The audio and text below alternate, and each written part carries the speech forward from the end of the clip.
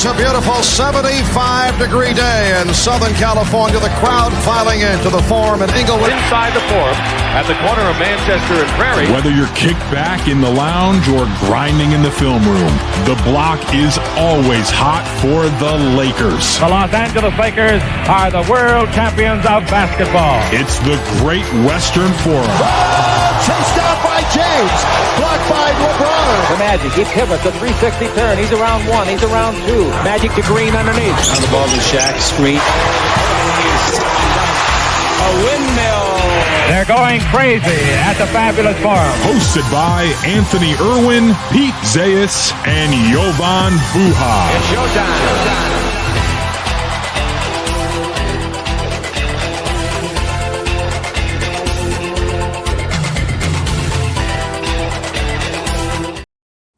Welcome, ladies and gentlemen, into the Great Western Forum.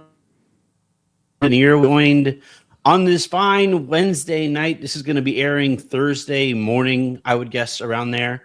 I'm joined, as always, for these episodes by Pete Zayas of the Laker Film Room Podcast and Jovan Buha of the Buha's Block. We are one game away. The Lakers will play tonight, their final game before the All-Star break. And that is a perfect opportunity to hand out actual semester grades. Last time that we did something like this, we handed out progress report grades, which we did for a reason, right? When you get a progress report, you have plenty of time to tweak what you're doing, work a little less. If you're at an A and you're cool with a B, you can kind of slide in a little bit. If you're at a C and you need to get up to a B, you got to work a little harder. Now, these are semester grades. The Lakers are kind of who they are. And we're going to be looking at the team and the organization and parts of that team in that manner. But before we get into any of that stuff, Pete, Jovan, we made it. Like we're halfway through. This season has been legitimately flying by because I think there are aspects of all of this that have been legit fun. How have you felt, Pete, about like the first half of the season? How we got here? Yeah, I feel like sometimes I'm having fun when a lot of people aren't. And one of my perspectives toward this season is that like this could have been a lot worse than it's been. So I guess a lot of times whether or not you're having fun is relative to the expectation that That's you how start I grade with, myself. right? So I'll take it. I thought way before the summer and all that, I thought this had a chance to be a pretty rough year. But they are in the peloton from the record standpoint, the peloton being in like the Tour de France and all that, like the big blob of cyclists that are all together and they're all kind of this one, this one organism, right? Of just a bunch of cyclists. That's kind of what the standings have looked like for several years. And there are a lot of, pushes on that between the 20 teams that make the playoffs, the 5+ that are tanking, right? There's just, I guess what I'm saying is that if you're in the peloton, you're safe. You're not going to fall too far behind anybody that when you need to make your push, you're going to be able to make your push. And the Lakers, I think, have well positioned themselves, especially considering that they are fundamentally, I think, built to be a 3-star team, but have not on the court been a 3-star team really at much of any point this season due to injury. They've been this kind of consistent 2-star team that's been sort of a musical chairs of who that is at any given time. That I don't even know who the starting lineup is. I think, and we discussed this, but we haven't seen it, right? Like it hasn't actually happened, and what the closing groups can be, and just kind of there's still a lot of ground to cover. But I'm pretty happy with where they are in terms of record, in terms of they got a lot of home games left. They got a lot of work to do, but I'm enjoying myself. How about you, Jovan? To Anthony's point, I would say that the season has flown by. It feels like, I don't know, it feels like December still, and we're already here in mid-February and past the 50-game mark. Like we're technically past the halfway point of the season. The Lakers are going to come out of the All-Star break and have fewer than 30 games remaining, and it's just a mad dash to the first round of the playoffs. I think to Pete's point, I sense, I interact a lot with fans on my show and do extensive Q&A, and I think for a lot of fans, they feel like there's an element of fool's gold here and that this team is not as good as their record and that they're probably going to lose in round one. So that's why I think a lot of, like, it depends if you want to be glass half full or glass half empty. I think the glass half full approach is they've only had the big three for 10 games up to this point in the season. They're not going to have them for the final game going into the break. And despite that, they have maintained a top 5 or top 6 spot in the West. I would say that the glass half empty one is you look at the point differential, you look at the net rating, you even look at it in comparison to a team like Denver, for example, that has been just as injured, if not more, than the Lakers, especially with their primary pieces and like their success in spite of that. And you also just look at some of the big losses they've had, whether it's been Houston, Detroit, OKC, San Antonio. Like, they've pretty much lost every big game that they've played this season, with the exception of some big wins early in the season. But we just haven't seen that from this group for a while. So I'm somewhere in the middle, right? Like, I see the pathway to this group gets it all together in the final 30 games. They win around, maybe even 2 if everything breaks right. I also understand where, like, a lot of the fan base is coming from, especially with the inactivity at the trade deadline, the big ambitions for 2026 offseason. And, like, it's just like a lot is riding on these, like, final 30 games here and in the offseason ultimately, in terms of, like, how the fan base feels going into next year.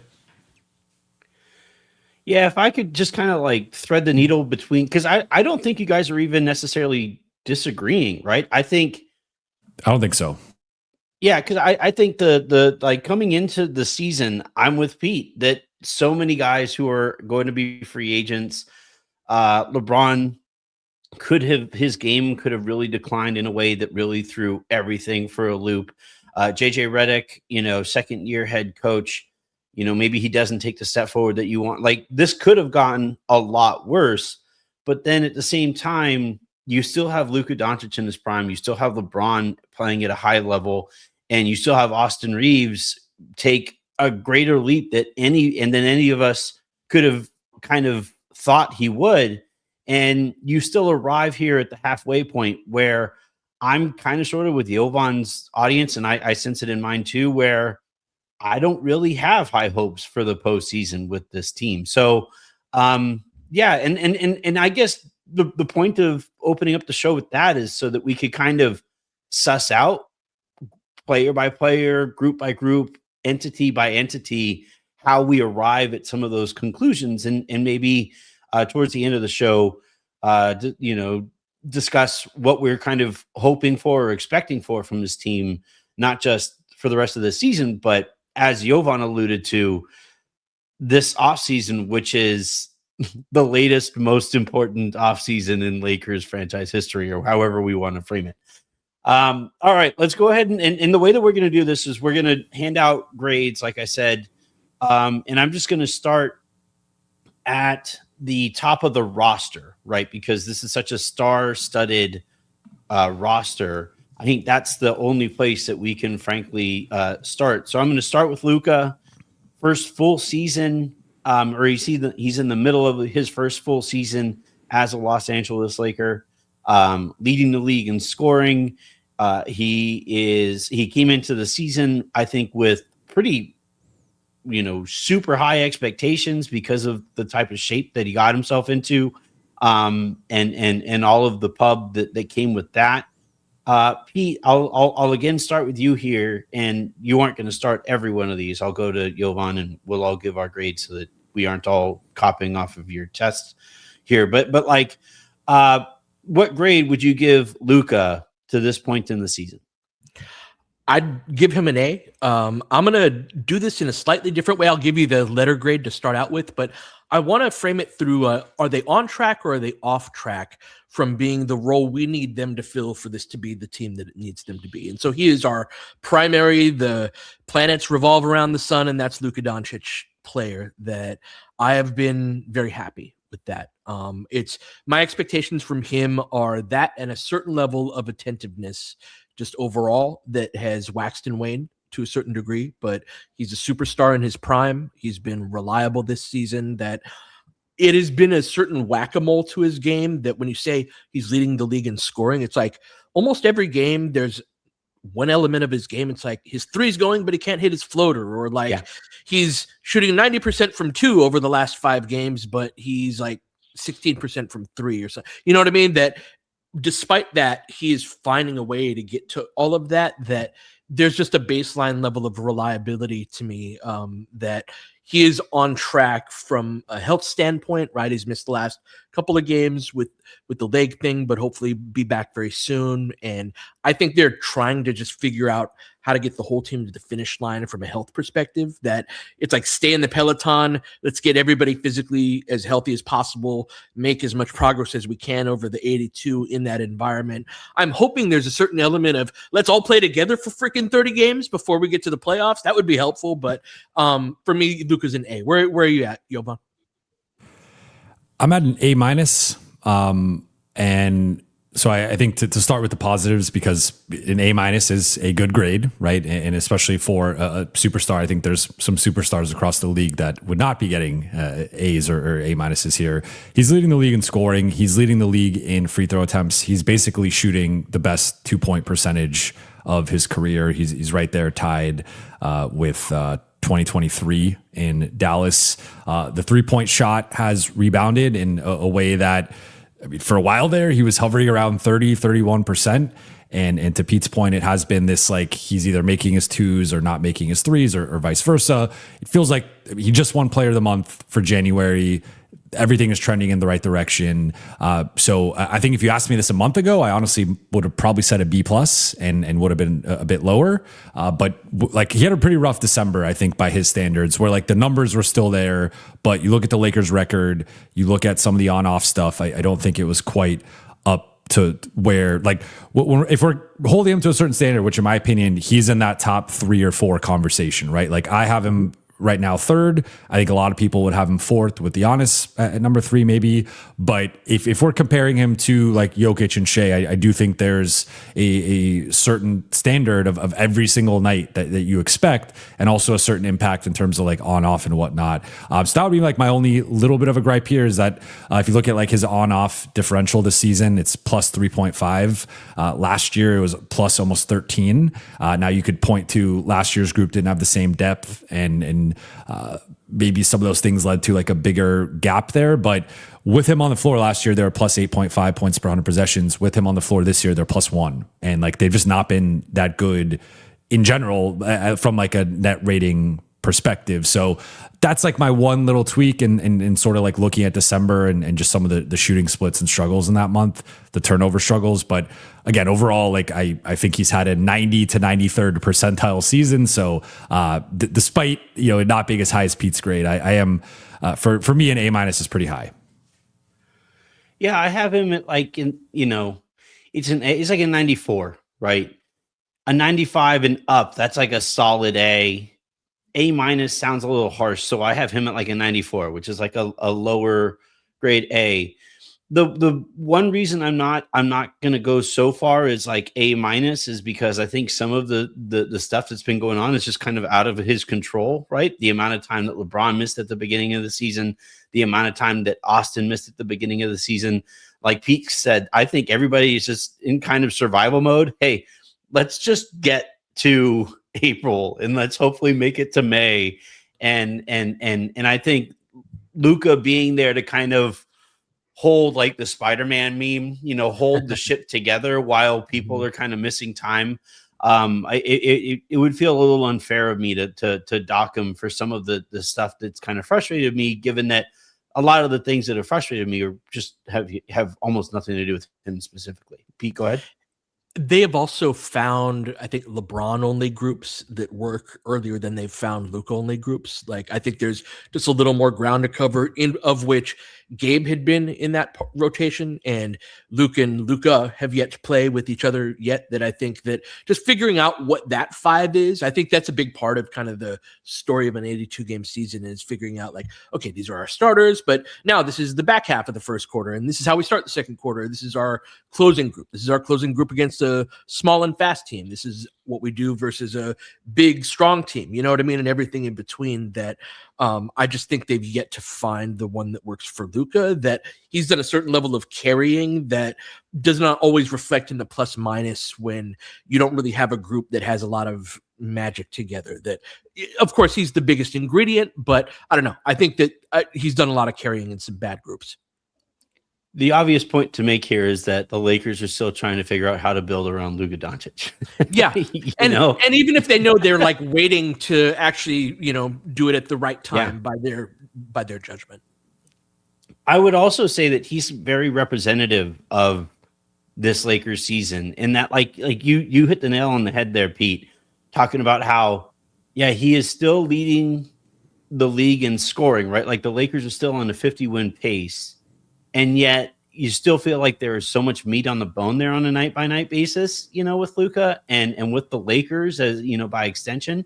And I think a lot of that has to do with, his shooting has been kind of disappointing this season. His 3-point shooting is not nearly where it needs to be, I think, for the Lakers to be the elite offense that they need to be with him at the helm. I think that's a bit of a concern. But like, I would give him a full on because I think the defense has been better than I thought it was going to be going into the season, but I still haven't seen consistently enough. And this isn't a Luka specific point. I'm just making it during the Luka segment. I still haven't seen consistently enough the Lakers diversifying how they allow Luka to dominate offensively.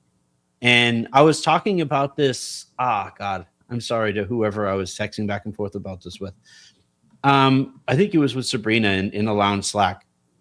And we were talking about heliocentric offenses. And I'm not a big fan of heliocentric offenses. And she was asking me, well, isn't Jokic onto himself a heliocentric offense? And I said, the difference to me is that Jokic doesn't bring the ball up the court as much. And there aren't possessions where, like there are with Luka, it's 13 seconds of him trying to do something and then a step back 3-pointer. I don't see that as often. And I feel like, you have possessions where it's a Jamal Murray and Jokic pick and roll, and you have Jokic operating out of the post, out of the pinch post, and their offense kind of moves all over the court. And that's one thing that I was hoping to really see here with the Lakers this year with Luka. And we haven't. I haven't seen that to the extent that I would have liked to seen it. And part of that's Luka, part of that's JJ, and I think a big part of it again is how do you do that when you're in survival mode, right? When you're so focused on just making it to the next possession and surviving that game in a Western Conference where a 3 losses in 5 game stretch brings you to a half a game away from the play-in. You don't have the leeway that you would have in the Eastern Conference where, you can mess around with a few more things. So I think all of that needs to be taken into account. Next person that I want to talk about here, and it's kind of surprising, is Austin. And I say that it's surprising because he has, I think, pretty clearly been the Lakers' second best player this year. And I think it's really surprising that we've already arrived here. And I don't think it's even necessarily just because LeBron has taken some huge step back. I think it's really just that Austin has been that spectacular when he was healthy. I know I'm going to give Austin like an A to A+ for the season that he's had, in my opinion, to this point. So I'll get that out of the way. Jovan, what kind of grade would you give to Austin? I'd give Austin an A, and he's the only one for me that gets an A. And I think it's just because we've seen a level of growth from him that I've been accused of being too pro Austin and always defending him. And like that's sort of a running bit on my show. But even I did not see this type of leap coming from Austin that we've seen this season where if he does not go down, I truly believe if he does not go down in late December, he is not only an all-star, but a third-team All-NBA candidate with the season that he's been having. So for me, like him jumping from like potential maybe fringe all-star, maybe he has to go to a different team to even be like a fringe all-star type. Like I was thinking, or maybe he goes to the East, and if you put him on like Brooklyn, could he have like an MPJ type season that MPJ is having, or just put him somewhere else and let him be the guy. The team's probably not very good, but he's putting up a certain amount of numbers, and like he could be in that all-star conversation. He completely shattered that and just has, I think, in my opinion, he's been the 4th best shooting guard in the NBA this season. The only 3 guys I think that have been better are Anthony Edwards, Donovan Mitchell, and Devin Booker. anyone else. I think Austin Reaves has been better than at the 2, and to get that level of production and consistency, we've seen what he's done when Luka and or LeBron have been out. I think about that Sacramento game. I think about the Minnesota game. I think about the Toronto game. He's had some monster performances this year. The one thing for me that keeps it from an A+ has been what we just saw against Oklahoma City, and we have seen in some of these bigger matchups. He struggles still with athletic perimeter defenders who can prevent him. Like he's got amazing ball handling skills and speed and shake to his game.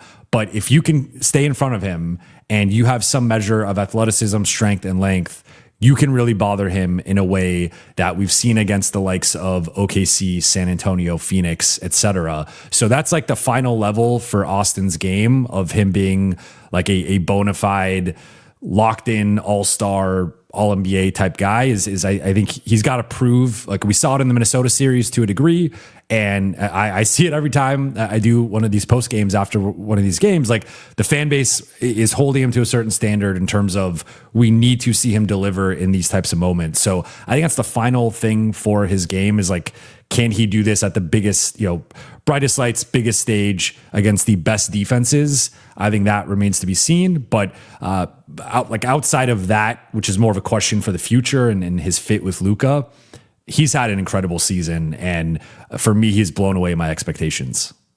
Yeah, that's the standard of the second best player on a championship caliber team. If you can reach that for me, I'm still grading Austin, and this is probably the last year of that. It depends on what the Lakers do in the offseason, but I'm grading him on the standard of being the third best player on the team.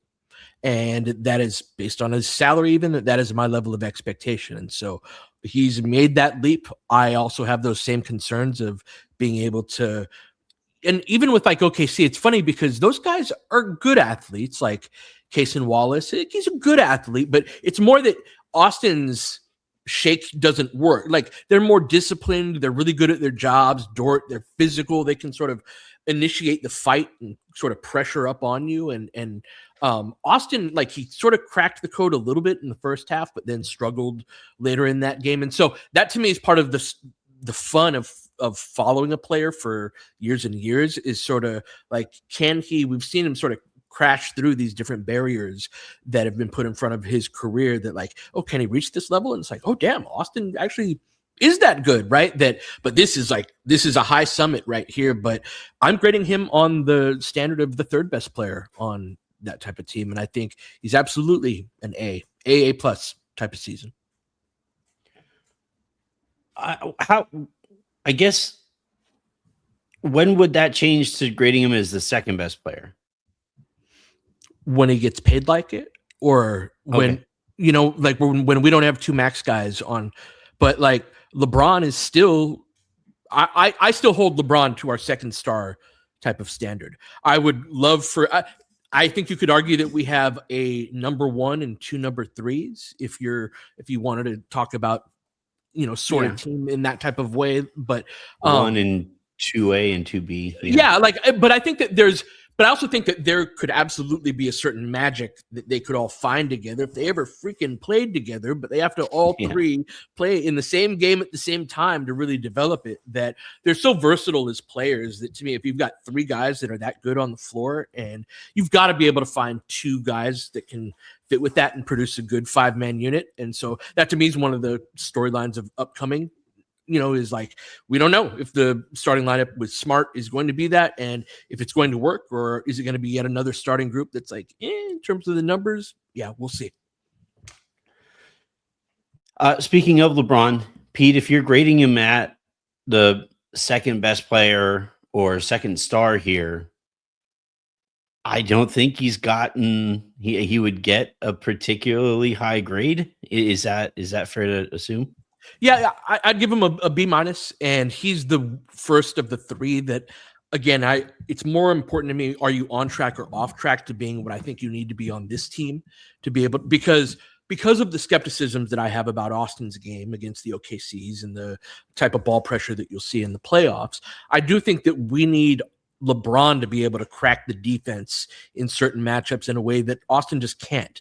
That for me, for LeBron to really step up to the level that we need him to get to, he either has to get his ball handling back or his jump shot back, both of which have been and he's just dribbling the ball all over the place. That to me, it's part of getting older, that getting slower and all of that.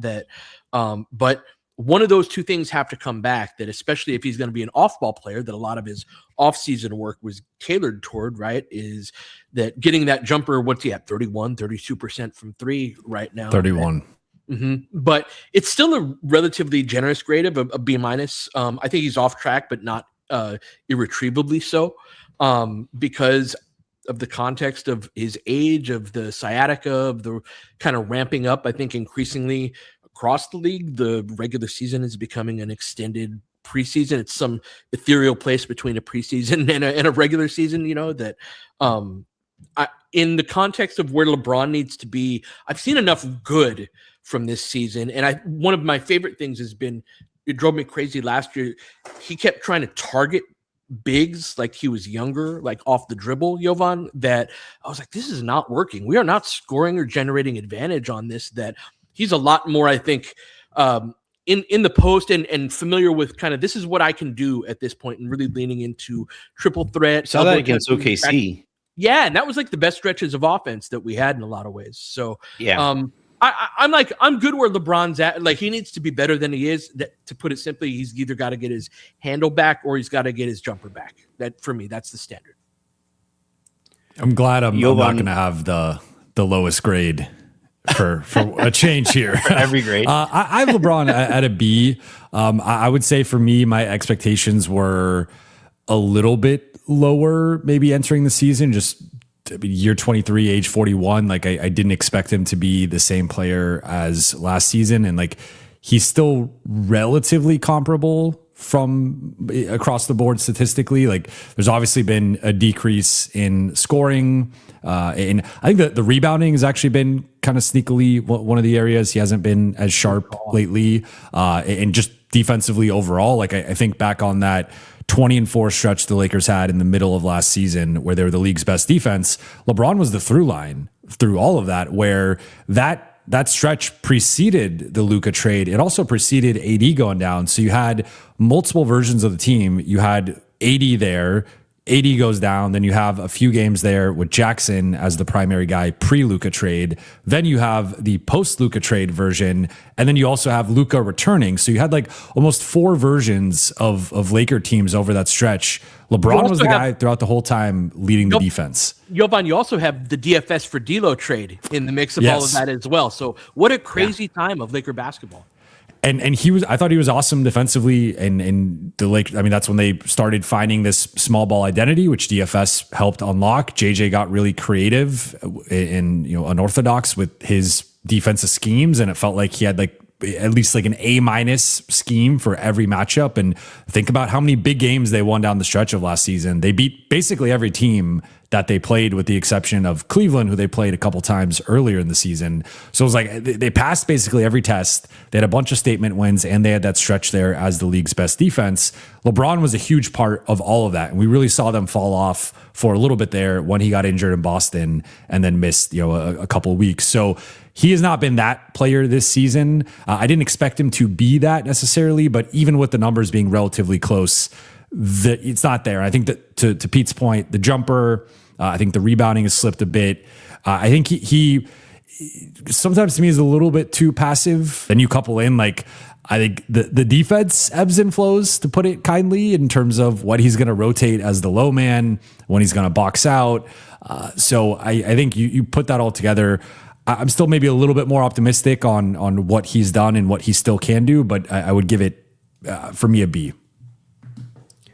Yeah, I'm closer to Pete. I might even be talked into a C in some spots, or C plus. Not a full on C. But like my thing with LeBron was, like, he talked coming into the season about the fact that he's this chameleon and he is willing and able to do all of the things that would allow Austin and Luka to work.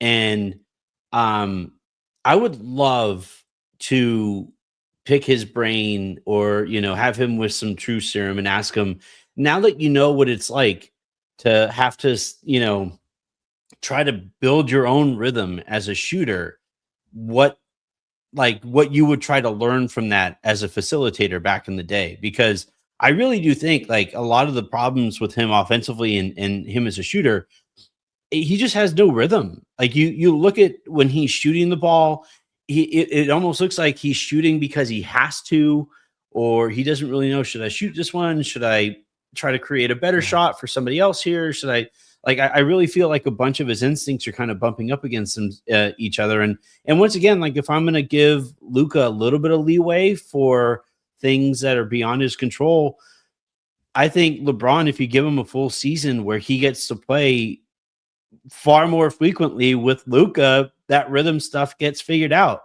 to a greater extent than it has.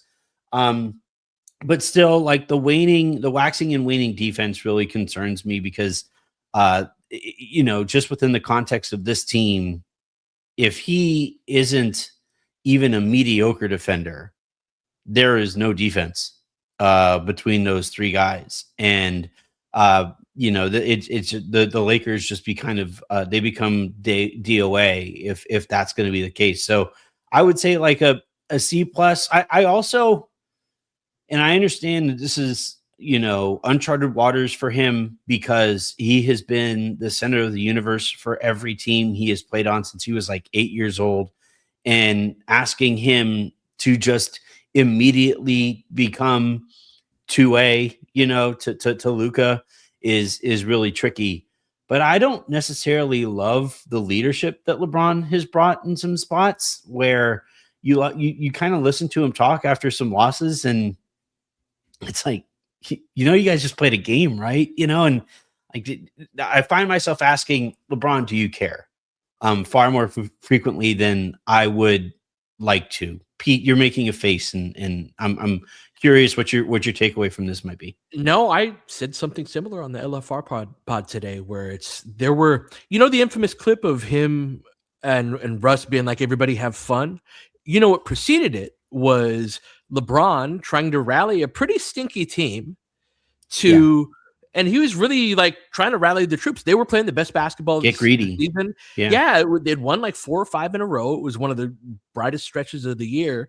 And he's really imploring them to like, let's freaking go, that if, we think of that clip as humorous because of what happened after that, but like, that's not the LeBron I've heard in the locker room afterwards. So to your point, I have similar feelings. It's also part of the reason why I'm like, shoot, if locked in LeBron shows up, and we're already playing 620 basketball at this level of team, the way that things have happened in, being not having everybody at any one given time all that often. Like, I don't know, that there is sort of a glass half full way of looking at that too. But yeah, I like when you talk about the post game interviews and him being like, I'm watching golf. That's what I'm doing tonight.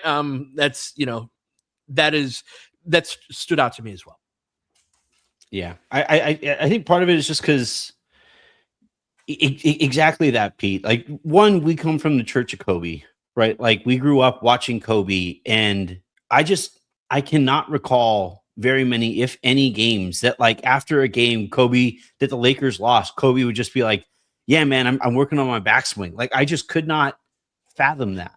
I mean, for me, after Kobe tore his Achilles, there was actually very much an energy change, especially in the last year, in his retirement year, where that was part of what was freaky to me. It was like, oh, that changed. That's different from the guy that he's been in the past. I should have specified when Kobe's body was right. Like, right. You know what I mean?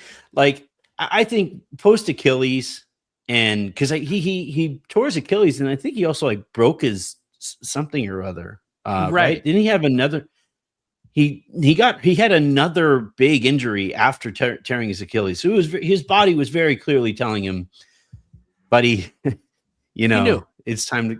And I think here with LeBron, I don't think his body has told him that, and he doesn't look to me like somebody who is that clearly nearing the finish line. And yeah, it's just kind of weird that some of those competitive juices haven't boiled over more frequently this year. And Yeah, I don't know. I don't know that I would go so far as to say that he has like a foot out the door. Like, I think that would be a little harsh and maybe even unfair. But also, he has a big decision to make at the end of the season.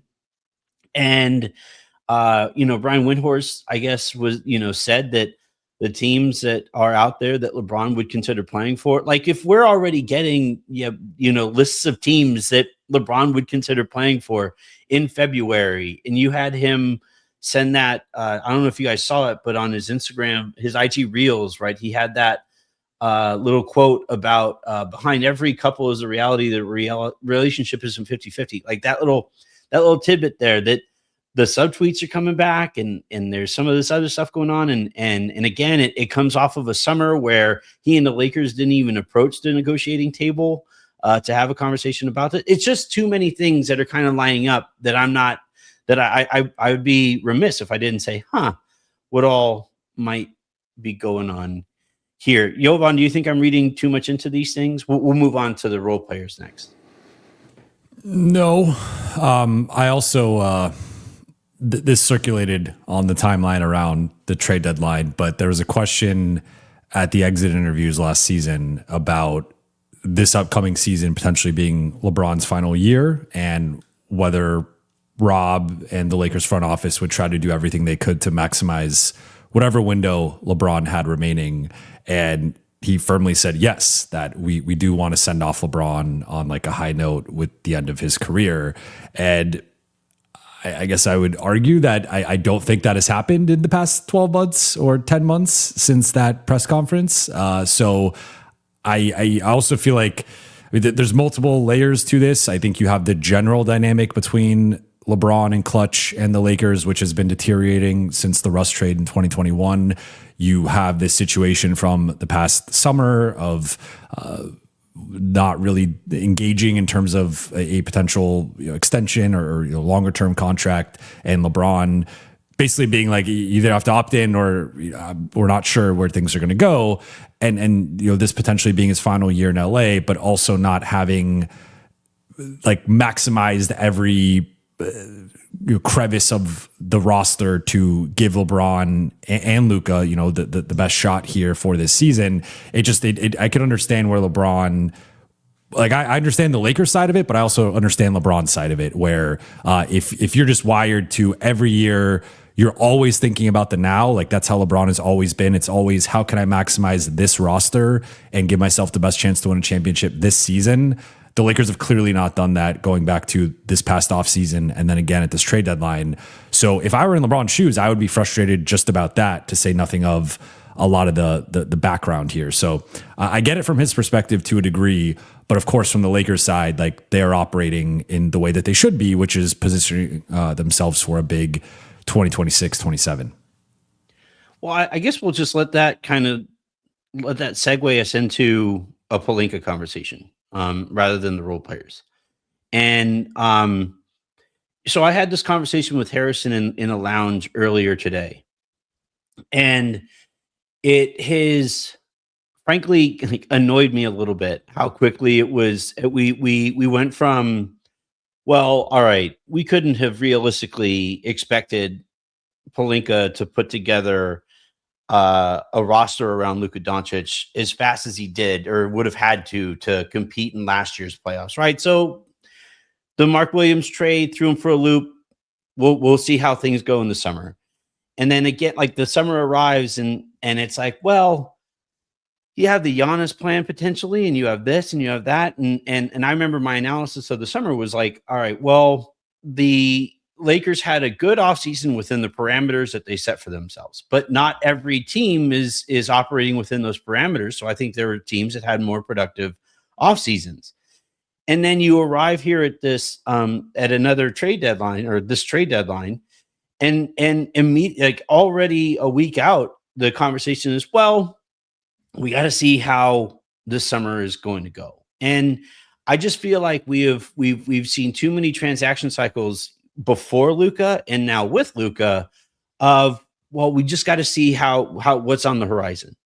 And I think that has hurt their ability in terms of assets and players currently on the roster, and in terms of habits. of building out a team that would be, Rob used the phrase, I can't remember specifically the phrase, but it was like being the steward of one of the greatest players, of all time, all that stuff, right? Optionality, yes.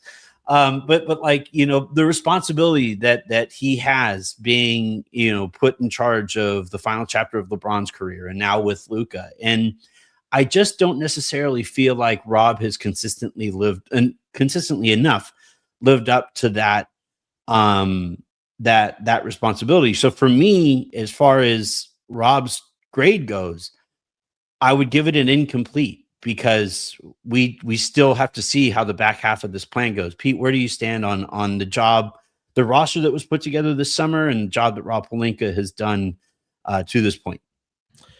So, yeah, I think that the summer is when this plan was supposed to culminate for a while. And so even back to last summer, I was talking about a Giannis plan. And this was a point of contention when talking about some potential transactions this past summer, is this idea of the Lakers have it was initially called the 2027 cap space plan. And I was like, no, it's like this year, this upcoming summer. No, there'd be riots. Yeah. No. Project 2027. But you guys remember that, right? That's how it started out. Yeah, I do. It was like, it was like, no, that would be bad.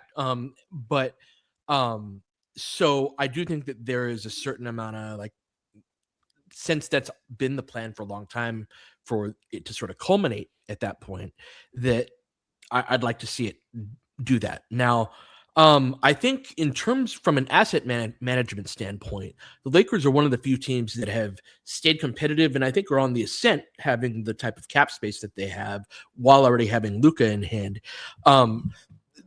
They're on the ascent because they have all of that space and they haven't hoarded picks, right? This isn't something that it's like OKC or Minnesota or San Antonio, where they've been bad for a long time and now they've got all of these assets that they can use and land on some picks and not on others, because kind of the gold mine in team building is having great players on those type of contracts. And so not doing that, but staying as at like a 48 to 50 win team, that's kind of essentially what they've done with the last part of the LeBron era. Is it's like, here's a team that doesn't suck for a few years. We're kind of changing behind. And now we're going to sell the team. And now we're going to build out the front office and all of that. Like, I think that's kind of been what the plan has been, is to sort of keep the powder dry for everything to culminate this upcoming summer. So how well they do it? Do I trust them? No, not in terms of team building, but I think that they've positioned themselves well, at least in terms of the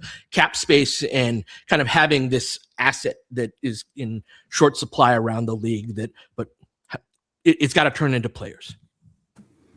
So what's your grade? Oh, for the deadline?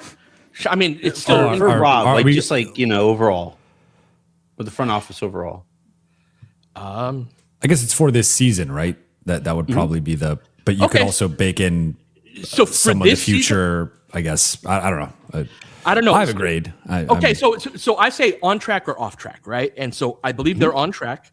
I think that they hit some gap year goals of, like, we got a starting center. I know he's not the best in Ayton, but the DFS did not work out, or is not working out for Houston, right? Like, they hit several short-term goals over the course of the summer that I think turned this into a 50-win team when it would have been like a 500 type of team if they don't make those type of moves. Marcus Smart as well. That, like, I think they've had a really good year between that and acquiring Luka Doncic, and they're all kind of set up. But I don't know, B plus right now, and we'll see how. Like, it doesn't matter until after the summer, but I think they're set up well. I'm going with a C. I think because I think Anthony hit on something that was very important. Like, so within the parameters that they put for themselves, I guess I'm maybe closer to Pete with like a B.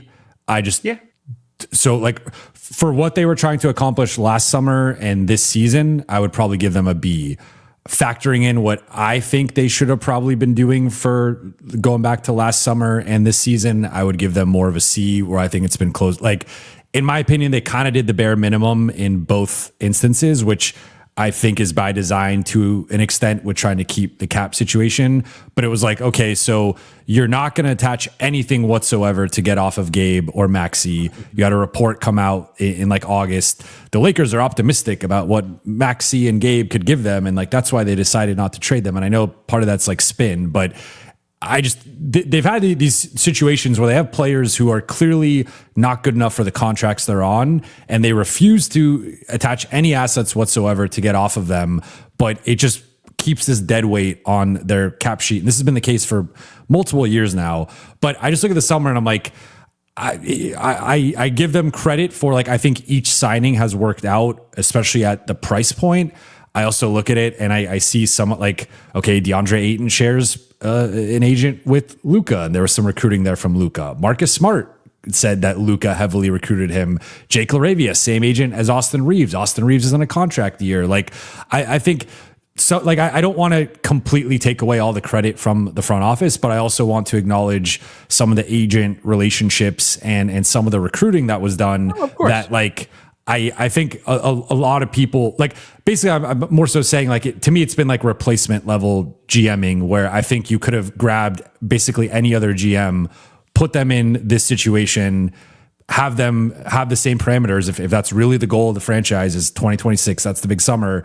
I think most GMs would have done about the same job. So that's where it's kind of hard to grade them. Now, I like Luke Kennard. You know, they gave up a second with his upgrade over Gabe, but still, that to me was sort of like the bare minimum you could do to try to upgrade this roster. So I just feel like they put all their eggs in the 2026 basket. I'm personally, I think, more skeptical than both of you, where even if they land Giannis, I have very little confidence in them putting the right pieces around Luka, Giannis, and Austin. If they don't land Giannis, it's like, okay, maybe you swoop a restricted free agent guy, but I still think I think they need 3 starters. Like that, I don't know where you guys are at. I think they're going into the summer, assuming LeBron is gone. I think they need a 5, a 4, and a 3.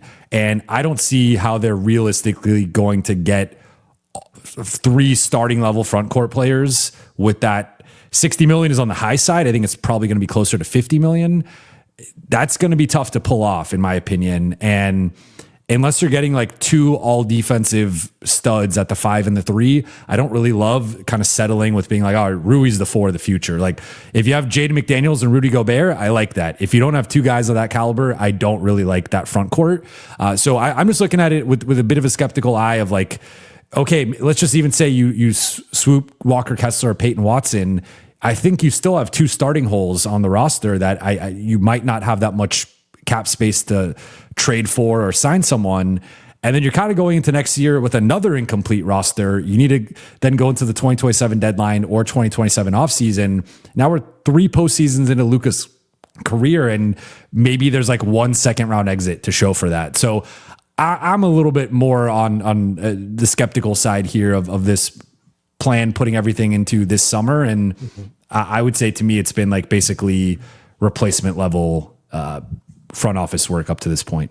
A question for both of you guys. Has there been a like one who got away amongst the rumor mill of like trade? Man, we should have been in on that. Like, it should have been us that traded a first for Cam Johnson over the course of the summer, or you know what I'm saying? Like Andrew Wiggins, I think, is a tangible example. Like, is there somebody that has come up, or a name that I agree with all of this on a theoretical type of basis, but the type of guys that moved were like, we don't need a small guard. You know what I mean? Like, Darius Garland isn't the style of player. You know what I mean? Like, there was, I would say with Wiggins, and I think we've each heard different versions of kind of how things played out this summer. So it's hard to parse through maybe how real some of these things were. But the thing I had reported on my show is I had heard there'd been some discussion of a framework with Rui, Dalton, and a first, and the Lakers were not interested at that price point.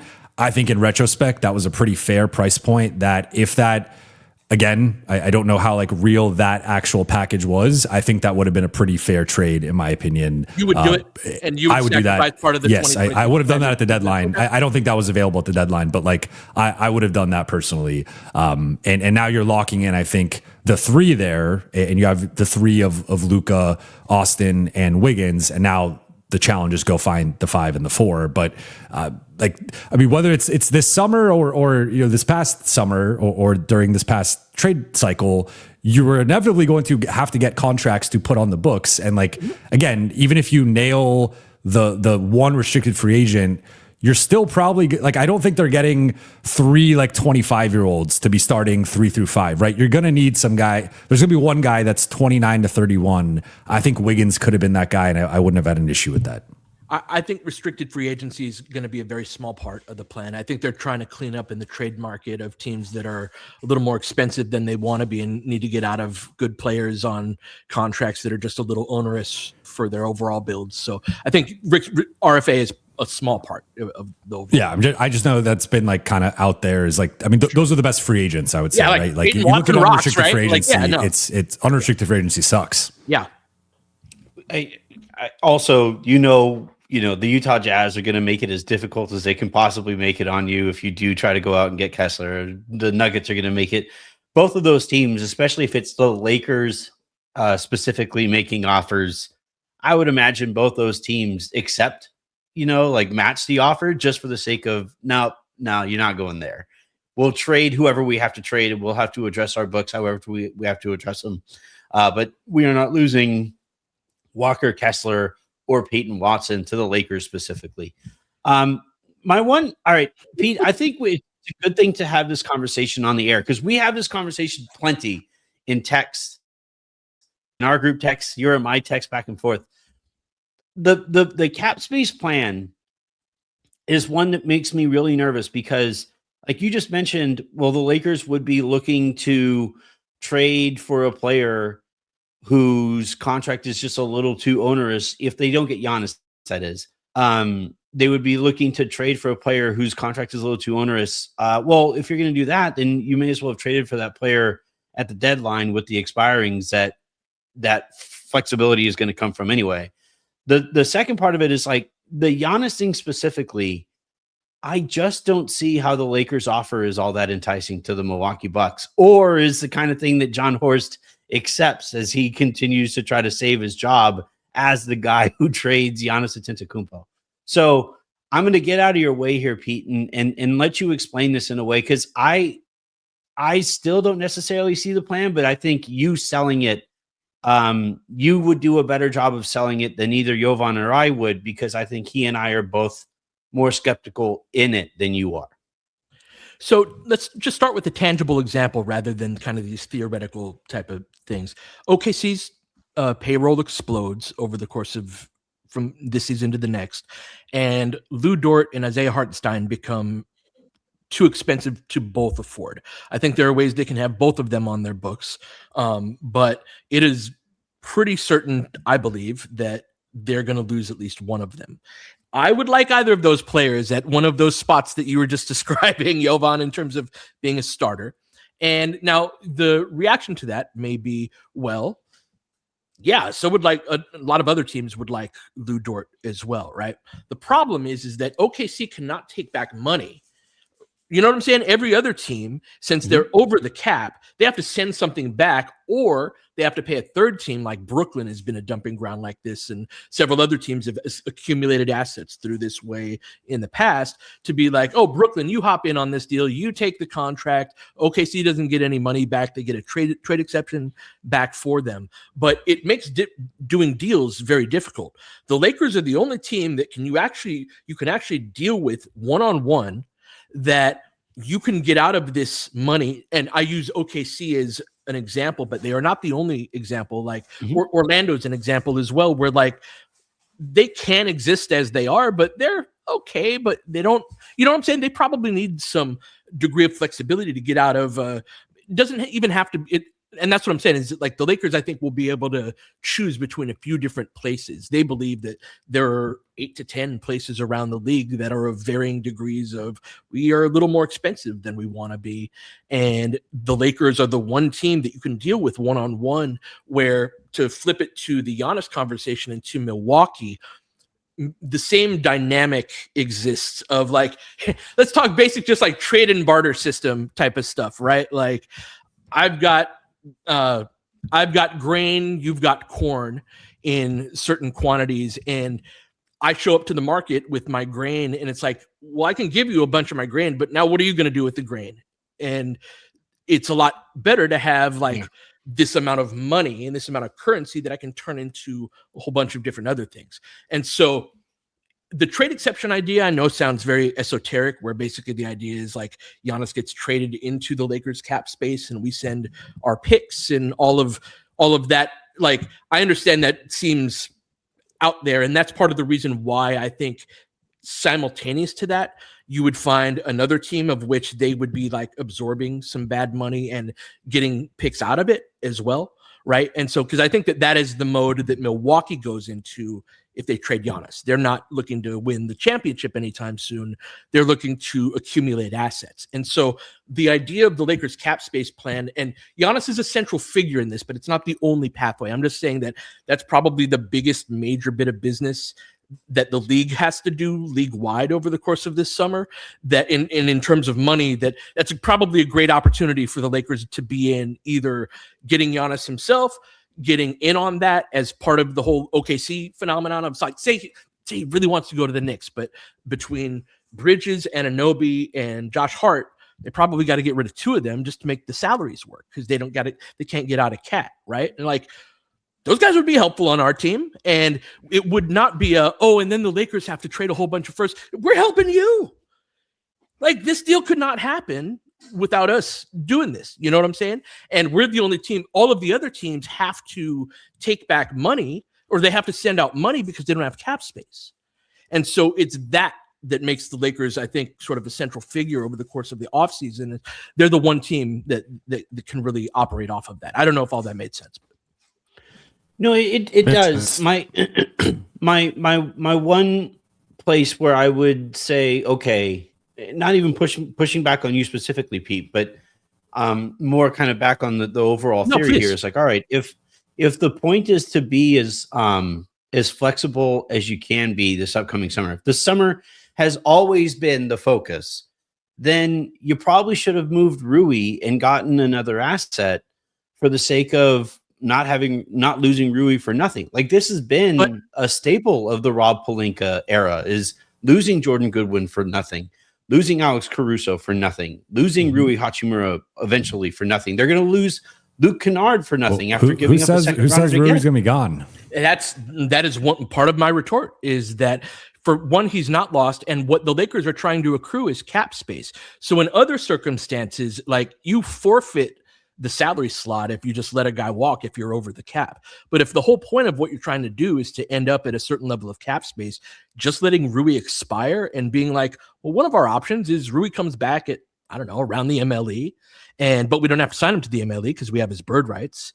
And so that's one of the first moves of the summer type of thing. And then that eats in just that amount to the cap space. And then you come away with a Bridges or one of the, wing type of players that we really fit in well between Austin and Luka, right? And so I think just letting Rui expire and letting the money expire this summer is different than it is when you're already going to be over the cap, because then you're just forfeiting a salary slot at that point.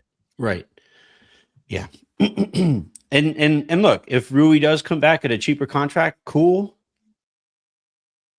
Good luck, because guys don't normally come back for less to the same team that they left. And now he I think the one thing in their favor right now is like, where's the market for Rui? Yeah, where's he going to go? I think he'll get offers at the full mid-level, but I don't see anybody using cap space on Rui. He does love being a Laker. That is for sure. I think he understands the value that comes with that as well. All right, that is a conversation that could honestly extend on its own episode. Let's go ahead and segue to JJ Redick and the job that he has done this year. And I would, I'm going to start with you, Jovan. Like, where do you think JJ stands in comparison to your expectations going in? So I'm of two minds here. I think I'm going to go with a B. From a results perspective, I think I'm at an A minus. From a process perspective, I think I'm more at like a C plus B minus. I think it, for example, I mean, I was fundamentally against the starting group. And I know it kind of became like a running joke anytime I would do any podcast or anything, is just like how much I hate the original starting group. But I mean, it objectively is one of the worst lineups in the NBA. I think it was just tweeted out by Cranjis. Like they have the B-ball index where they sort of project out. I don't know how they calculate it. I don't know what they do. You could look at the actual, like, it's a minus 20 net rating. So you could just take it at face value if it's a bad lineup, but then like they do some like relative sort of, standardizing the lineups and whatever. It was like a bottom 15 lineup in the NBA comparative to like lottery team lineups. So the fact that he's stuck with that in like the core of that group, and I know ultimately it hasn't played together like that much, but I think there's a real limitation with LeBron, Rui, and Luka as a trio together defensively. And not only do I not think that lineup should start, I don't think that lineup should ever play together again, as we saw when it was the Brooklyn game where he closes the final 2.5 minutes. They immediately give up a 7-0 run. And conversely, they go to the Marcus Smart lineup to start the third, and you see that group go on an extended run. And it's like, I just feel like I'm a madman here. So in general, like that's one example. I do think it took him a little bit too long. And I think I'm also comparing this to last season.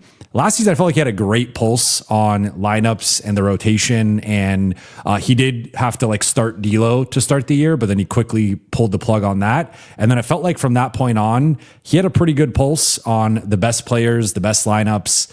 And it just felt like he knew the group a little bit better. Now you could push back and say, hey, he hasn't had the group, this and that. But like some of the buttons he has pushed, I think were obviously not going to work. And I don't know how much of this was politics and trying to appease Rui. And, it's been on record and off record that he does not want to come off the bench or has not wanted to come off the bench.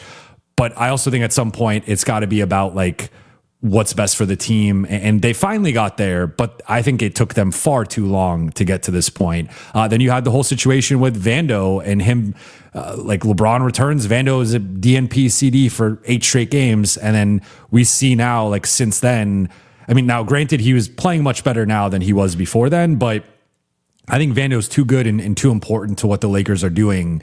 And they just don't have another player like him on the defensive side, that it's like just not having that guy in the rotation for almost 3 weeks. We saw some of the results defensively. So I just think there's been a lot of button pushing that has sort of gone wrong. So that's where and then that's to say nothing of like the offensive process. I don't think this group has sniffed its potential offensively. Part of that's due to injury. Part of it is due to, I think, a lack of organization at times and just sort of a lot of just basic, like we're going to run a lot of just high pick and roll with Luka and Austin. And when we saw that stretch where teams were running drop against them, they couldn't really beat that. They've been a terrible switching, offense offense against switching teams for 2 seasons now. If you can switch against the Lakers, like you're going to probably slow them down. Then you look at the defensive end. I understand the thought process behind the switch everything or switch 1 through 4. And now they've even extended that. I just think looking at like with Gabe previously, he became a glaring target for opposing offenses. I think Luke Kennard is going to become a similar target for opposing offenses. And I think they need to have some more, change ups in that. I do give him credit for pushing the button recently with the 2-3 zone. And I think we've seen some nice results from that. And also some of the trapping we saw against the Nuggets and the Clippers. So I think he's starting to I would say like the past 10, 15 games, I would probably give him an A, but that also shows you how low of a grade I would give him for like the first 30, 35 games of the season. So overall, I'd probably give him a B. Again, from a results perspective, he has squeezed almost all the lemon juice out of this lemon, and I give him credit for that. But from a process perspective, I feel like this team's a bit behind the 8 ball in terms of where they're at with lineups and rotations, and then also both sides of the ball schematically. What fills the gap between those two things of the process and results in this case, do you think? Like, why are they still able to win at the rate that they've been able to win at, despite a litany of things that, like, I would nod my head along? I think that everything you said there is valid, but and yet, Well, this also, I think this goes into some nuance here where I think they've beaten basically every bad team they've played and most of the average teams they've played, and they've lost to a lot of the good teams they played, unless it's a night where the opponent is injured. So I think part of it, I think there's kind of a larger gap between the haves and have-nots in the NBA right now. And there's a lot of depth at the top, to be clear, but like it does feel like if a top 10 team is playing a bottom 20 team, they're going to win more often than maybe like an average season. It feels like maybe in the past that was a little bit closer. I know there's a lot of randomness with like it, but like assuming both teams are relatively healthy, I feel like that gap between the top 10 and the bottom 10, and maybe there's an element of tanking with some of that stuff as we've seen with Utah.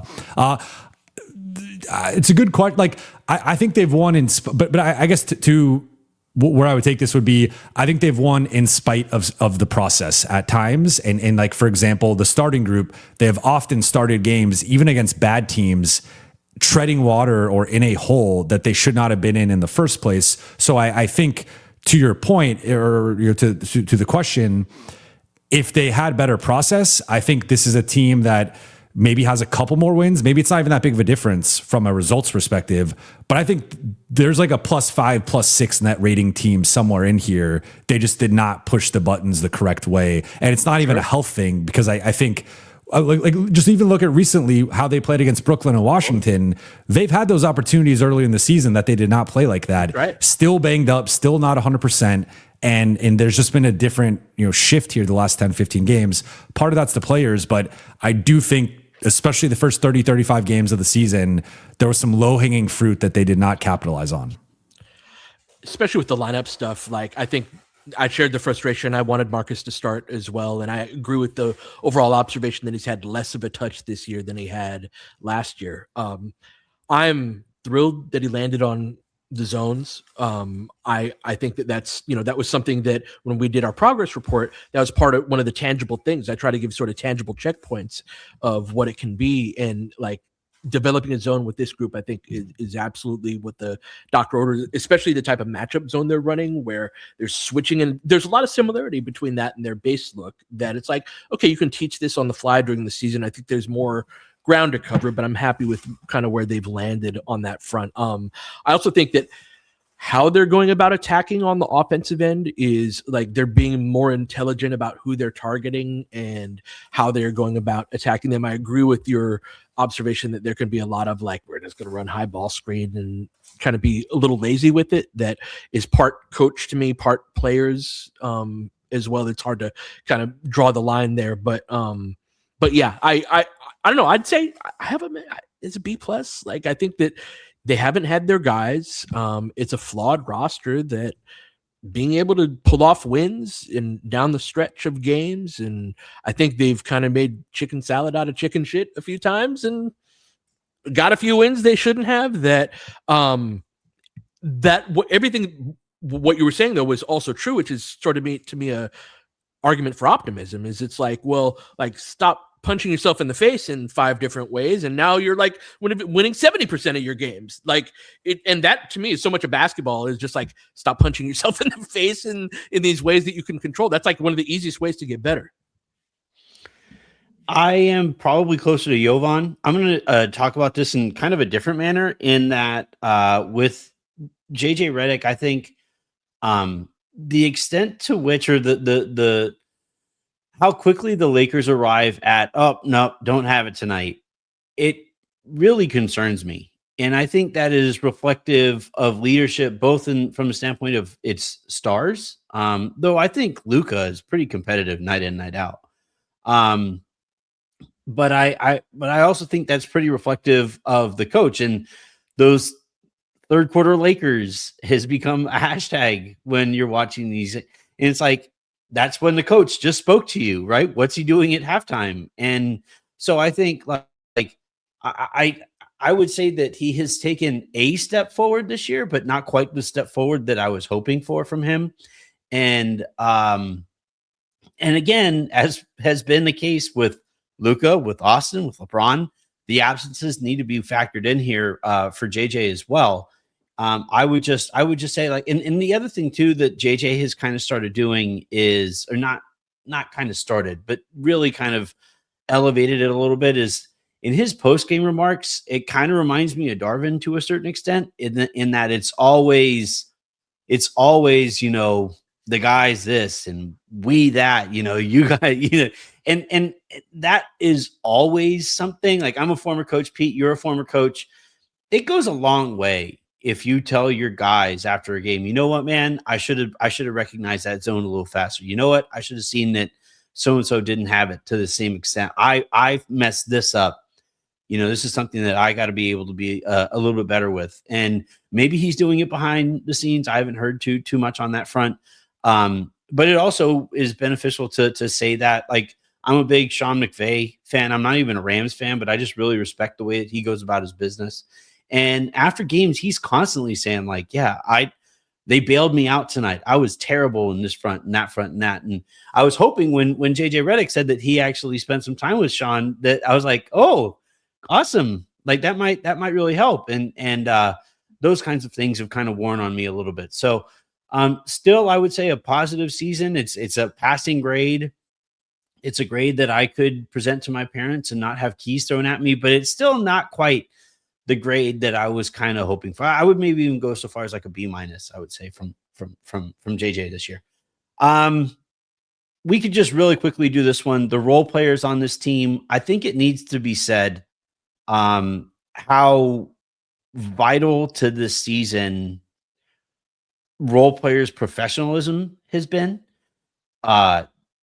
So, like, you kind of alluded to this at the beginning, Pete, how this season could have gone very differently. You have so many upcoming free agents. You have so many guys whose futures are hanging in the balance. And I haven't noticed it very frequently that it has shaped their approach to playing and playing with each other and playing for each other. And I think, like, on that front alone, given the limitations that we know that these guys have, there's a reason that their futures are undecided, is because they're limited basketball players.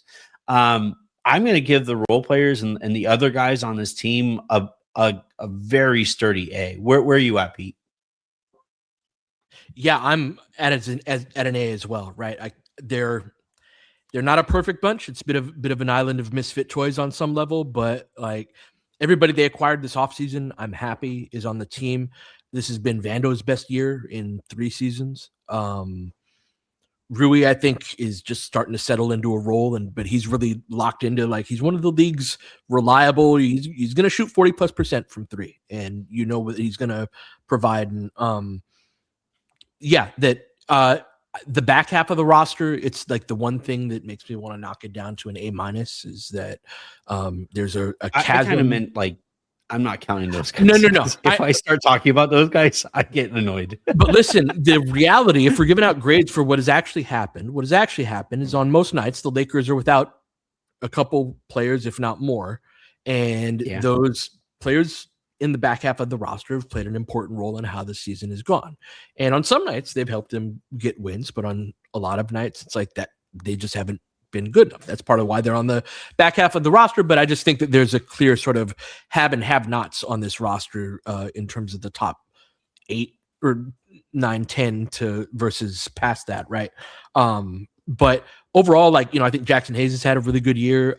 Ayton is started to get into tenuous territory recently, but is overall, I think, been productive for an $8.1 million player and all of that. So, overall, I'm happy with the role players. Where are you at, Jovan? I think I'm a little lower than you guys. I'd probably go A- though. Like, I think what's maybe I was just going through this in my mind as I was trying to think of a grade. Like, I think they're probably close to maximizing their overall collective, like, ceiling and potential. I think every guy is sort of playing up to the standard you would want from them. Mm-hmm. I think where the part that is tough, like, then I just compare them to, and I was listening to your show earlier today, Pete, like, you compare them to OKC, and I mean, I actually would pose this to you guys quickly. Maybe I'm a little bit too low on the supporting cast. I was trying to think of who's the fourth best Laker. I kind of settled on Marcus, but I've gone through various points of it being Rui, it being DA. I personally like removed DA from that. I think Jake maybe deserves a nod in that. I don't know who the fourth best Laker is. I would tentatively say Marcus, I guess. Then if you compare that to OKC, I think he would be 8th or 9th, and that like is maybe a little generous. Like I think they have a clear, like their starters, and then you have Caruso and AJ Mitchell off the bench. And then I think once you get to the Isaiah Joe, Aaron Wiggins part of the rotation, you could start to talk about Marcus versus those guys. But that's like for me, that's where I guess like I have a little bit of separation of, I think everyone's like doing their jobs. I guess it's just an incomplete roster, and there's some real flaws there that I feel like if I'm just grading the actual supporting cast, it's not where you would want it to be with the big three, but that's not really on them. That's on the actual roster that was assembled.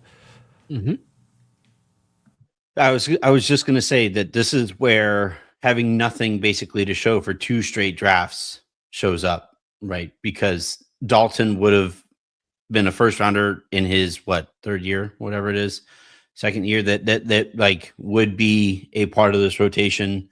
Jalen Hood-Schifino would be like most first rounders, right? That pan out all right, would be like a borderline starter at this point in his career if he was like a typical kind of mid first round draft pick. And then the Bronny thing was complicated, but he hasn't really taken a step forward this year in the ways that I think the Lakers were hoping. And then Adu Thiero has been hurt all year. So, now you're just relying on guys who are even lower in terms of what the expectations were for them coming into the year, and that's how you arrive at the spots that they're in.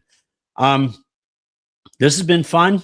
I think we're gonna have to hold off on like the look ahead for like a future episode, because and maybe we could do this, the next time we all get together and we see what the pieces fit like with Luke Kennard more as part of the rotation, and praying, knock on wood or whatever, that these guys are actually healthy on the other side of the All-Star break, and we start getting some actual reps and actual looks at what this rotation could possibly be. This has been fun. I'm gonna do plugs for you guys. Pete, LFR Pod is excellent. You and Darius do a phenomenal job. Anything specific? I know our work together, I guess, on Offside. Is there anything that you want to do or plug before we get? I'm not going to do you guys' plugs for you. So Pete, what should people be looking out for? No, just making videos again. Excited about that. Really loving doing that for Offside. So check that out at offside.gg/beta. I'm going to have one where I zoom in on Austin versus OKC and sort of how the successes he had in the first half and then the struggles in the second half. And just sort of, I think that's part of his story that we were talking about earlier. It's always fun to match the conversations we have with actual footage. And so check me out over there. That's it. How about you, Jovan? I don't even get a half plug here from Anthony. You at least started Pete's before you pulled the plug. Yeah. He threw to you. So, I love the Buha's no, block. I mean, your Buha's chat block, is my could, favorite chat in the Lakers space. I appreciate it. Buha's block, I mean, you could just find it on YouTube or wherever you get your podcasts. Or Jovan Buha on social media.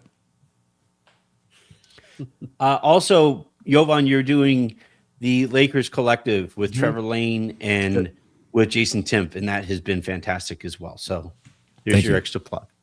But no, I would also say, like, on the Offsides note, while I get to plug my thing, the chat there on Offsides has been so much fun. It reminds me of the good old days on Twitter, where I could make a point and not immediately have 100 people and 73 bots jumping down my throat. So Pete and I have been active there. Check that out. That like Pete said, that's offside.gg/beta. To find that, you can find my show at Lakers Lounge here on YouTube and everywhere that you get your podcasts. And until the next I'm Anthony Irwin. That was Pete Zayas. Was Jovan Buha. This has been the Great Western Forum podcast, and we'll talk to you guys soon.